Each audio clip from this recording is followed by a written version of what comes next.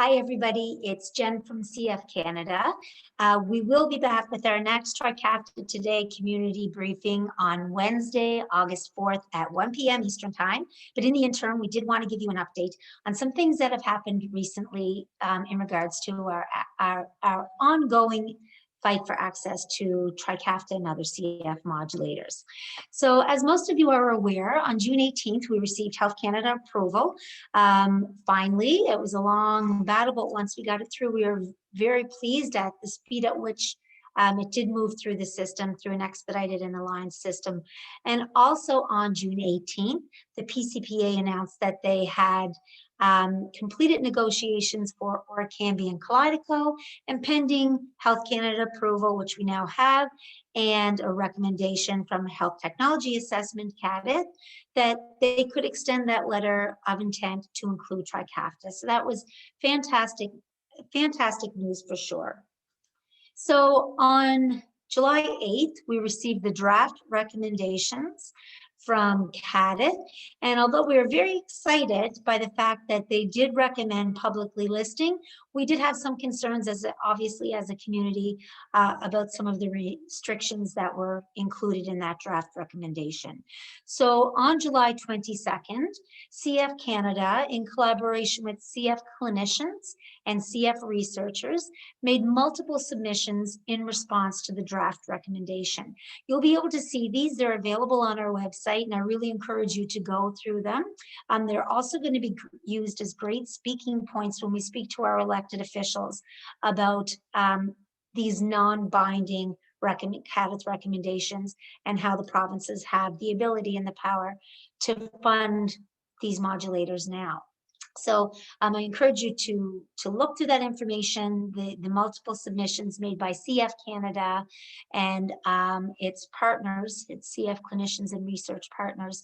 In addition, you'll find the clinical guidelines that were developed as well. So really interesting information that we'll dive into a little bit more, and how we're going to use this strategically in our government relations work going forward. So we'll talk a little bit more about that and get in depth in that on August 4th. So hopefully you'll join us then.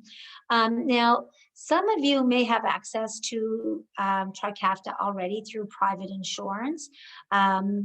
So if you are looking, and we'll touch on this as well again in the briefing next week, but in the interim, if you are trying to find out if your insurance, trying to navigate this whole private insurance landscape, then please reach out to advocacy@cysticfibrosis.ca, and we can help connect you with somebody at Vertex who can help you work through that. And we'll chat about this again, and some of the efforts that are being done by CF Canada in our briefing. But our focus is to get access to medications for everybody. So right now, we're kind of in a position where the provinces most likely won't act until the final recommendations are received by CADIT. We're not sure when that will be. We do know that Vertex has asked for a revision. Based on the type of revision that Vertex has asked for, that will depict the amount of time it will take before the draft recommendation or the final recommendations are available.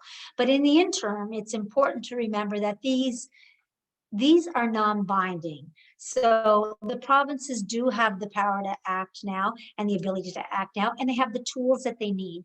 They have the clinical information provided by the submissions to CF Canada as well, by CF Canada as well as their partners, and we have the clinical guidelines. In addition, we're also working on completely revamping the briefing notes so that it is more relevant and current to the needs, and we're working with each individual province now to assess each of the provincial needs based on the commitments and the landscape, the political landscape, and what's happening in each of the individual provinces. So we'll speak more to the government relations strategies that will be taking place next week on August 4th at 1 p.m. Eastern.